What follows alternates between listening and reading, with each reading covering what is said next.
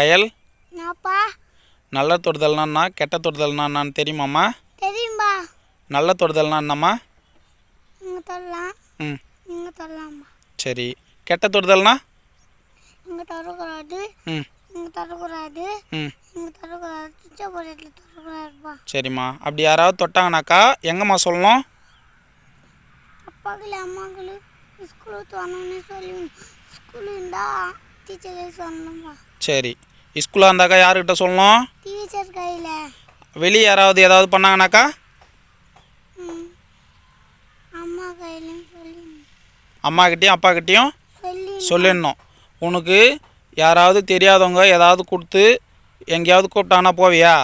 போக மாட்டோமா. சரி. அப்படி ஏதாவது பண்ணாங்கன்னா எங்கே வந்து சொல்லணும்?